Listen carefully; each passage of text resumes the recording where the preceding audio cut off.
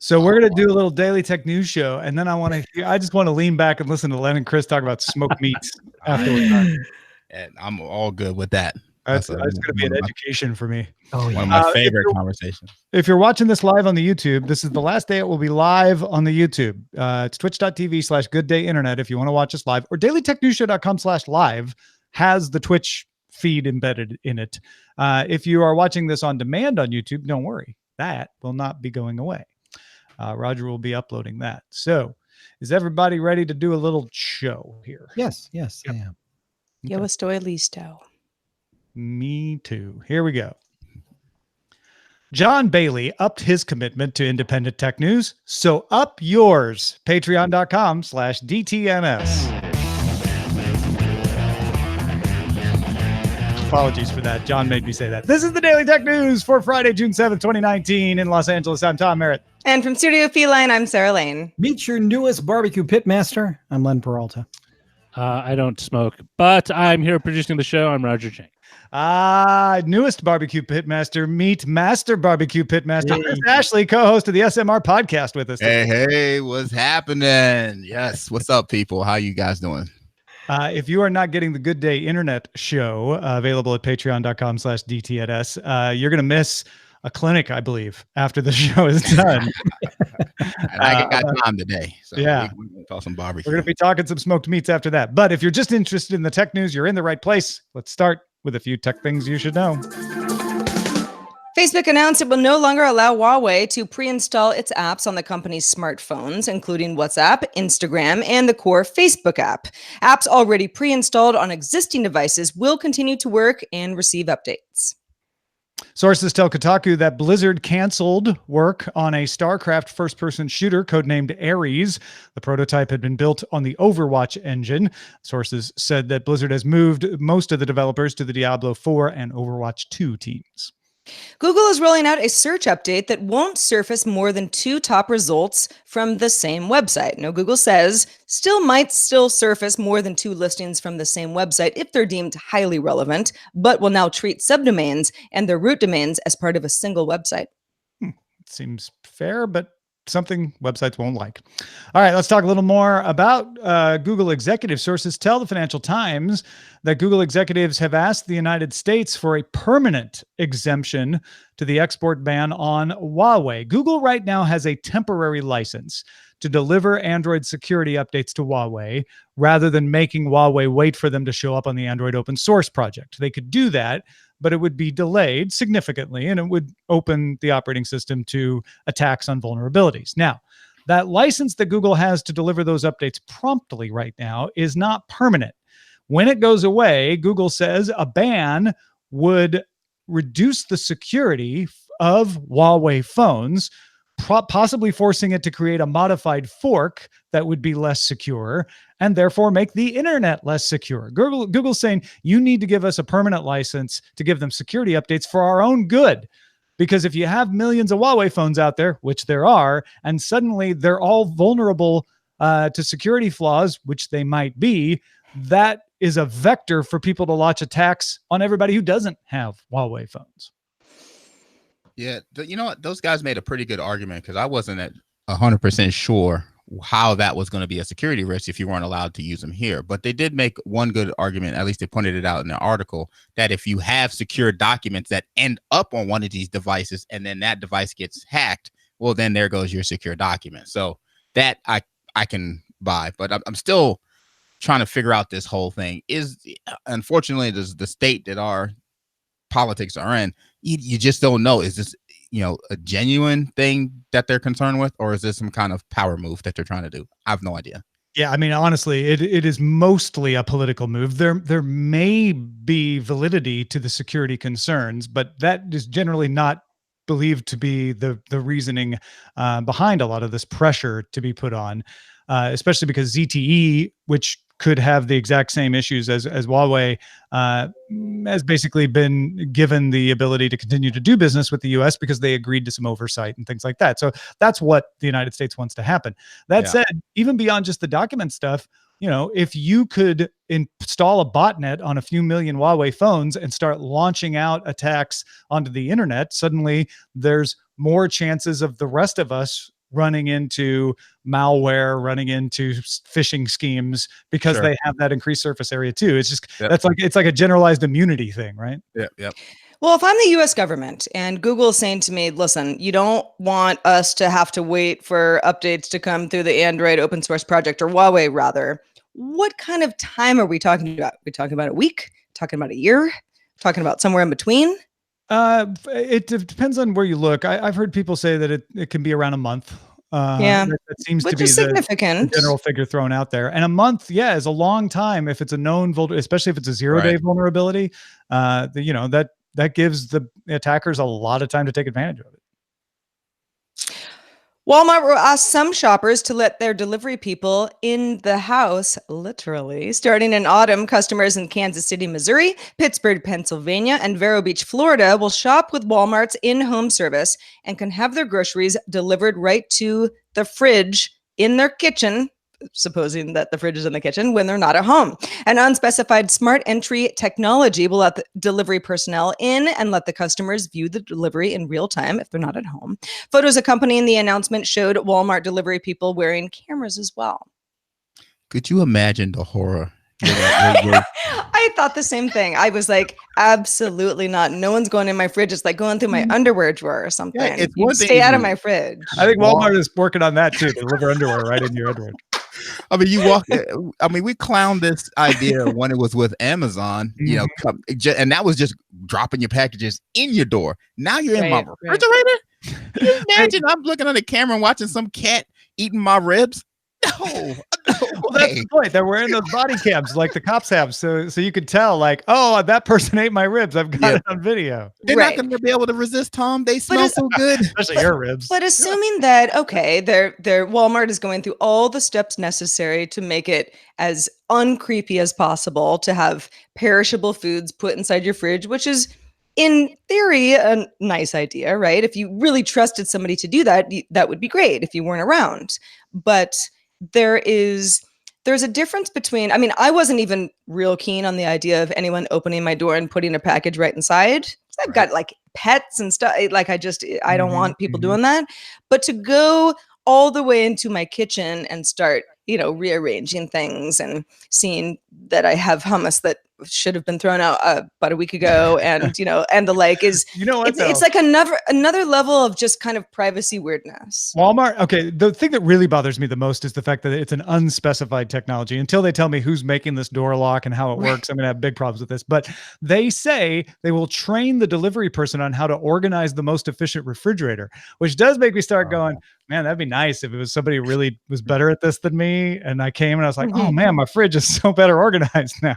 I thought that was a great point when they talked about they were going to do all this training, how to organize, I guess courtesy, but I didn't see anything about hygiene. And so, you come in my door, picking your nose and then packing out my groceries. Some white gloves on. Yeah. Yeah. There's a little bit of that. Right. The smart fridge sounds better and better.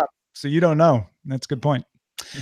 All right. NASA announced it. Well, you know what? Before we move on, actually, if there's someone out there who's like, no, I absolutely want this. I totally trust them. I would do this in a heartbeat. I tried it in 2017 when Amazon did that short version of it, whatever. Feedback at dailytechnewsshow.com. We want to hear the other side on this. Please include where you live and what you eat. NASA announced it will open more of its part of the International Space Station to commercial opportunities. Something so the Russian side has already done. They've done some space tourism. Up until now, NASA has put a hard line saying you can't do anything for profit on our side. That's going to change. This new interim directive will let private companies buy time and space on the ISS for producing, marketing, or testing products.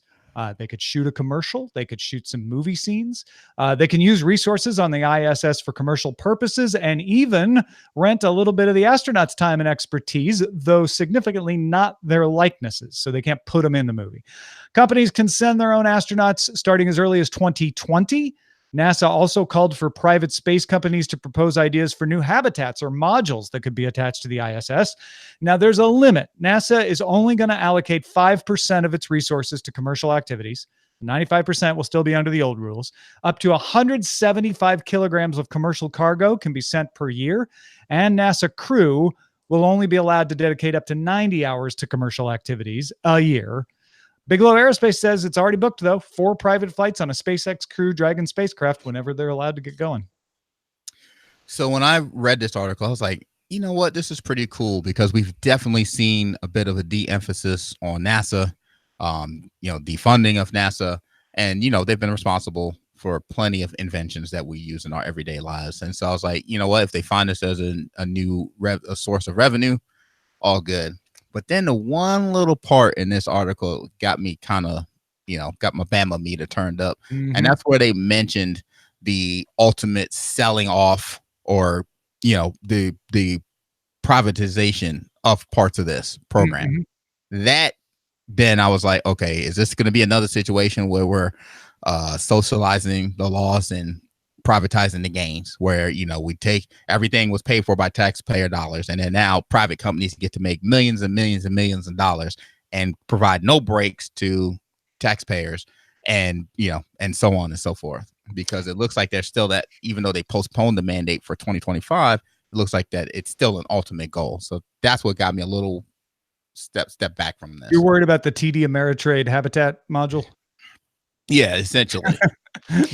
I think that is a valid concern. It does feel like what they want to do is get money from private companies for the part of the ISS that's on its way out, in order to do the scientific projects that they don't have enough money for now because they're spending a few $1 billion a year on the space station. If it worked out that way, I'm okay. I'm okay if they say, you know what, this is old territory now. We're like we did with satellites. Satellites used to be only the government. Now they're private. We're going to cede the ISS over to that while we do a moon base, while we do some more scientific experiments and investigations of Venus and Mercury and the Oort cloud.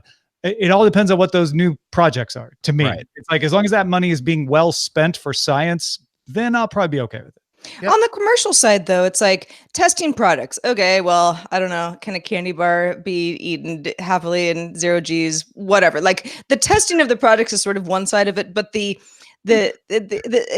same article was sort of like, and then commercial entities can have that, cachet of being on the ISS and having the Earth in the background, and it's like, you can do all of that fakely really well with CGI and have been able to do that for a long time. So I'm not so sure unless you somehow in the commercial atmosphere prove that you're there and everyone's really, really impressed. Like, no, that's the thing, right? It's the press aspect of it at that point. Yeah. Maybe there's some stuff. Maybe there's some shots you can get in person that would be impressive. I don't know. Maybe. I don't think your candy product testing is going to get approved for funding. Shoot. Back to the drawing board. iOS 13 includes an API that's going to excite some developers. It has multicam support for third-party apps that can capture photos, video, audio, metadata, and depth simultaneously from a single iOS device with multi-cameras. Apple has supported multicam capture on macOS since OS X Lion, but on an iPhone and iPad, developers can now offer video streams and photo and audio from the front-facing camera and the rear camera at the same time, which should get us some interesting apps, but only for newer hardware. So it is limited, including the iPhone XS, XS Max, the XR, and the iPad Pro. So now I can record my sweating from both front and side. Mm-hmm. Yeah. What are you looking at and what do you look like? Well, the Walmart folks can wear them around their neck. And then, right, for sure. Now you can see them pick their nose while they're. Are you salivating? Get out of my fridge. No, there's some real good uses for really this. Cool. There is some 360 degree stuff you could use for this. And I'm only sad that my phone is not going to be able to take advantage. Neither of my phones are going to be able to take advantage of it. But that's the way of this stuff. It always comes to the newest, greatest first. Yeah, I can definitely see, because I'm starting to record some of my training sessions. So I could definitely see me recording my training partner and then myself at the same time pointing out what he's doing and why he's doing it during a lift or something like that. So I could definitely see some use cases around that. So I think it's pretty cool overall. You know what? I could think that would have been real helpful, because I had to do some videos where, when I was doing some physical therapy, where they showed me an exercise, and they filmed me doing it or they'd film them doing it. But it would have been so helpful to see both of us doing it. Right. Yep. Really cool. That's good stuff. Finally, PC gamers Jared Walton did some math for everybody on Google Stadia, and estimates that the service uses around 15.75 gigabytes per hour if you're streaming 4K 60 frames per second. It uses about 9 gigabytes per hour if you're going 1080p, or 4.5 gigabytes per hour at the 720p setting. This is just based on the information that Google gave out about what the streams are like and how much data they use. If you don't have a data cap, then you probably don't care. But many of you do. And some people are on extremely small caps. If you're on an extremely small cap, this service isn't going to work for you at all, although that's probably the minority. But let's say you're on a common US plan of a 1 terabyte cap. That's one that Comcast does in a few locations. The idea of such a cap is that it's big enough that most of your activity, even streaming Netflix, won't run up against the cap, but it will work to stop egregious heavy use of the system. That's what Comcast wants to do. They want to have that cap there so they can charge that top tier people that are going above and beyond, right? They don't want to get in the way of everyone because then they hear too many complaints. That 1 terabyte cap would give you up to 65 hours of Google Stadia streaming at 4K a month if you don't do anything else. If you stream some Netflix shows, you're going to get less than 65 hours out of that cap. At 1080p 60, that comes to 113 hours of streaming per month. I'll be honest, this was a larger amount than I expected. Yeah, and I, as a solid gamer who have spent taking off weeks at a time for new releases, that's nothing. That amount of data is nothing at that rate. So I don't have a cap, thank goodness. So it wouldn't necessarily affect me. But like you mentioned, so many people do. I guess, you would have the option to hopefully downgrade the video quality to kind of save on that. But this is why, we harped on how bad Ajit Pai is. And, folks, that gamers who did not pay attention to all the stuff that's going on with him and what he's doing with our internet regulations. This is another reason why. Because, aside from just having data caps put out there, certainly these companies can then start degrading your connection and saying, well, if you were playing through us or using our connections, it would be faster and blah, blah, blah. So, this is why you have to pay attention, because even though it may not affect you today, it may affect you somewhere else. Yeah, the one thing for sure that you should keep in mind is if you are going to complain to a government agency, you have to complain to the FTC now, not the FCC, about this kind of stuff. Yeah. When I looked at the 1 terabyte cap, I was like, 65 hours, that seems like so much gaming. But again, well, if you live alone and you're doing that rather than watching a bunch of Netflix shows or whatever, then sure, okay. But if you have a household with people who are doing all sorts of things using your internet connection, that becomes problematic really quick. Oh, yeah. The Comcast cap used to be at like 250 gigabytes. Then it was 750 gigabytes. They came out with the terabyte after Netflix really took off with popularity. A lot of people thought that Comcast would try to stomp on Netflix. Comcast isn't going to try to stomp on Netflix on this end. Comcast is stomping on Netflix on the back end, on the peer stuff, on the transit stuff. So it'll be interesting to see if Comcast decides that Google Stadia is big enough to increase this cap, because the key is that we're starting to get more people doing 4K streaming that eats up your cap faster. And so that's going to continue to be an issue. If we see Comcast raise that cap to 2 terabytes or even 5 terabytes, that's one indication that Google Stadia is probably going to be around to stay, because they must be seeing enough of that effect that they're willing to do it, because they're probably already thinking about doing it because of 4K streaming from Prime Video and Netflix and stuff anyway. And other gaming platforms are starting to go into streaming as well. So, Apple, Microsoft, and Sony just announced that they're going to be partnering and using the Azure backend services for hosting and of the game. So it's not just going to be Google. So it's definitely something to keep an eye on. Hey, folks, if you want to get all the tech headlines each day in about 5 minutes, be sure to subscribe to dailytechheadlines.com. All right, starting September 17th with the release of Destiny 2 Shadowkeep, the Destiny 2 base game, along with the first year's worth of add-ons, are going to go free to play on PC, PS4, and Xbox One. It will also be free to play on Google Stadia when that service launches in November.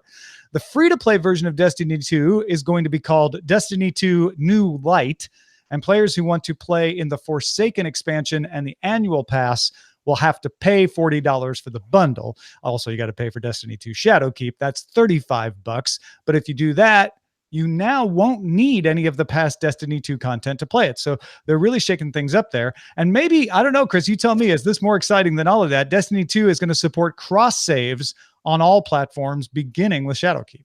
Bam. I didn't care about none of that other stuff because if it was paid, I would have bought it. If it was free, I'll play it. It doesn't matter. I've been playing Destiny since the very first version, but the cross save is the big part of this announcement that really hit home for me, because for quite some time now, I had been really thinking about trying out PC gaming again. I haven't done it in years. I've been a console gamer since the first Xbox, actually before that, PlayStation, Nintendo, all of that stuff. But I was like, you know what, there's certain advantages you get from playing on a PC. So I wanted to try it out and see if it's something that I could pick up.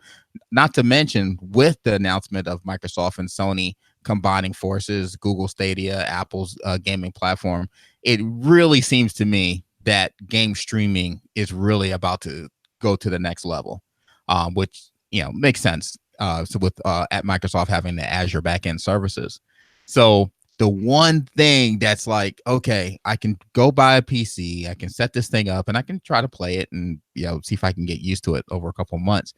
But man, the grind you would have to put in to replicate what my character on console has. I mean, we're talking about over a year of gaming to gather all the stuff and the levels and all of that stuff that I have. And I'm going to start from nothing. No way. So that's just like a huge barrier. It's like, and I tried to sell it to myself as, well, if you start from scratch, you can really use it as an opportunity to learn how to use the mouse.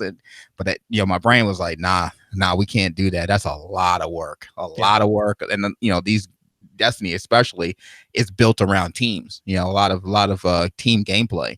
So the fact that I can just pick up, a PC, install this in September 17th, and then have all the stuff that I already have and just pick up from there, really cool. And other games are announcing the same thing as well. So that I really like. Not the holy grail, but a good piece. Now, for people who may not be familiar with the concept of cross saves, what exactly does that mean?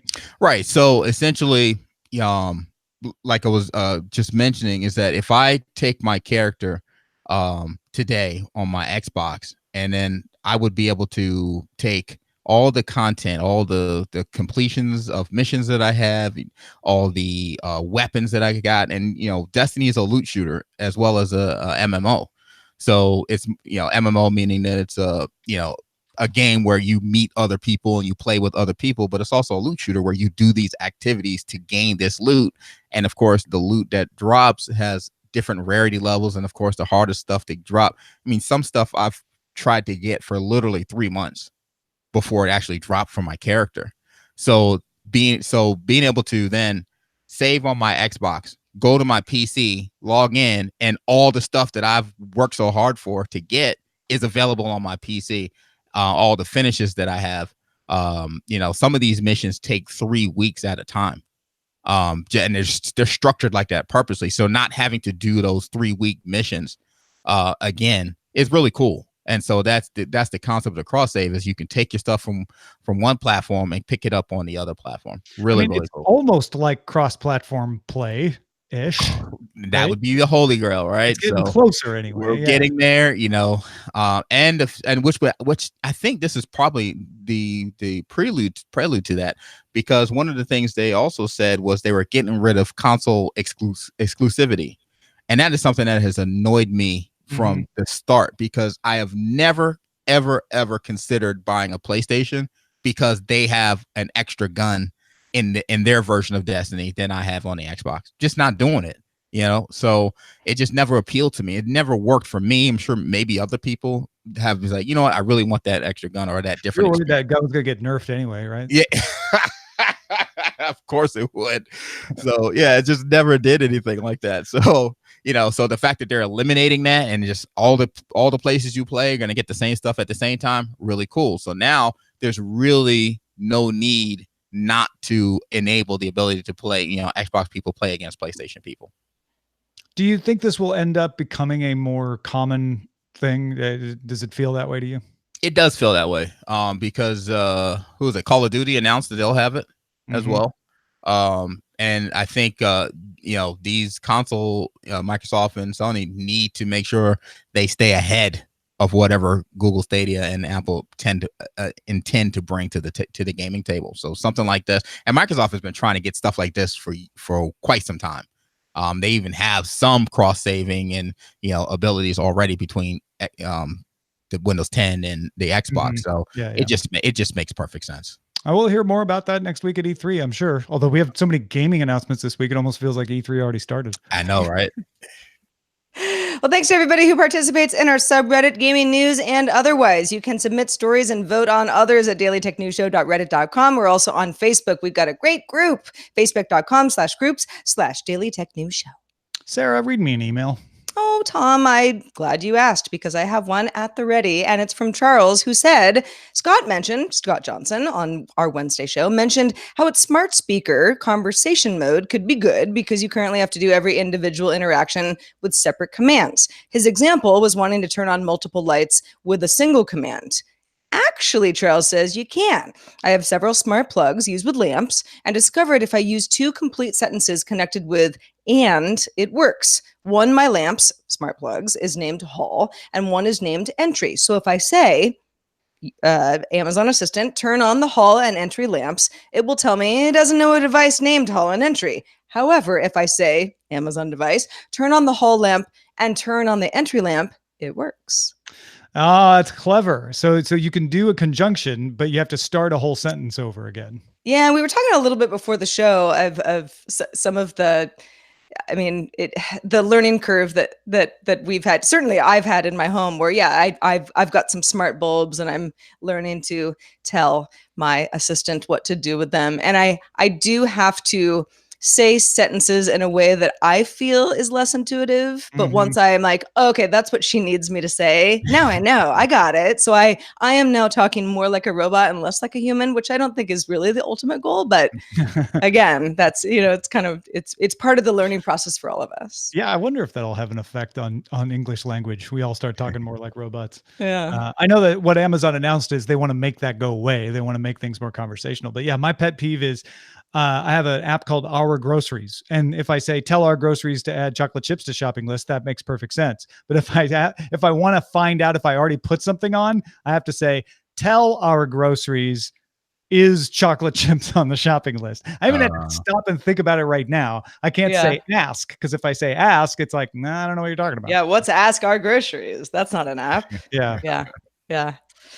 I'm sorry, I can't help you with that. The modern world, not seamless, it turns out. I love home automation. I'm a big fan. So anything they do to me too. And I'm willing to weather some of the bumps in the road. Right. as we get closer to utopia. But for now, I agree with Charles that there's some evolution to be had. Yeah, still progress to be made. Who's been making progress on an art piece during this show is Len Peralta. Len, what have you been drawing for us today? Chris is really excited about cross saves, which is really cool. I'm kind of the other way, which is just free to play tentpole games, which is actually really, really cool. And I, for this image, I went with low hanging fruit. The Destiny character saying, finally free to play tentpole games. That's what I call Destiny. which is pretty cool. So that is actually available if you're one of my Patreons at patreon.com/Len. You have this right now, and you can just get it, or you can just go the old-fashioned way, buy it at my store, lenperaltastore.com. That's awesome. That really looks like a good warlock too. Yeah. His monitor should be a little bit higher. He's going to have some back strain. Just saying. Most people playing do have a little bit of back strain. There's a problem with warlocks. True. Thanks, Len. And also thanks to Chris Ashley for being with us today. Chris, it's so nice to have you back on the show. Let folks know where they can keep up with all of your other fantastic work. You can always check us out over at smrpodcast.com. We try to record a show every week. You can catch me on Twitter at Big Chris Ashley. But the show is pretty cool. Me, Rob Dunwood, Rod Simmons. We 3 brothers hanging out on the show, just talking tech and whatever else comes to mind, including barbecue and whatever. I learn something every week on SMR podcast. It's often about technology. Sometimes it's about working out or something else, but come join me, folks. smrpodcast.com. You can also join me in Los Angeles. In fact, you can join me, Sarah, Roger, Rich Straffolino from Daily Tech Headlines, our intern Amos. We're all going to be at the Farmers Market, 6333 West 3rd Street in Los Angeles on June 12th. That's next Wednesday, 4 to 6 p.m. Pacific time. It's right next to the Grove. So if you're in the LA area next week and you got the time and the ability to get there, head on down to the Grove Farmers Market, and we will be gathered around the 326 bar. That's 4 to 6 p.m. Wednesday, June 12th. Our email address is feedback@dailytechnewsshow.com. If you got something on your mind, well, unload it on us. We're also live Monday through Friday at 4:30 p.m. Eastern at 2030 UTC. And you can find out more at dailytechnewsshow.com/live. Back Monday. Talk to you then. This show is part of the Frog Pants Network. Get more at frogpants.com. The Diamond Club hopes you have enjoyed this program. We successfully broke Twitch. Oh, Oh, The stream's still going out, but apparently the Twitch chat room went belly up about halfway through the show. Has nothing to do with us, to be honest. Except that this is our first week on Twitch, and Twitch broke. what made you decide to go with Twitch? That's a good question. We have been using Hangouts on Air, and Hangouts on Air has slowly been losing features and getting buggier. And in the new YouTube Studio, it doesn't even exist. You have to make sure you go back to the classic to even find it. Right. So we just were like, this isn't going to keep going for very much longer. And when we decided, well, we could go to not using Hangouts on Air, comparing the YouTube live streaming versus the Twitch live streaming, Twitch just has so much more for the live stream. I'm sure. We'll continue to provide the video on the YouTube channel at DTNS, but we'll just be doing the live stuff over on Twitch. Yeah, I miss being able to just edit a video on YouTube. It's like, oh my god! And then that was a rough little transition they did there, and it's still rough. Yeah. No, I know. I was in there Monday because we've been simulcasting just for the week, and I went in looking for Hangouts on Air. I couldn't find it, and I realized, oh right, I'm in the new. I have to go make myself go back to the classic to be able to find it. So yeah. But then Twitch went belly up on Friday. So great. It's all the same. So.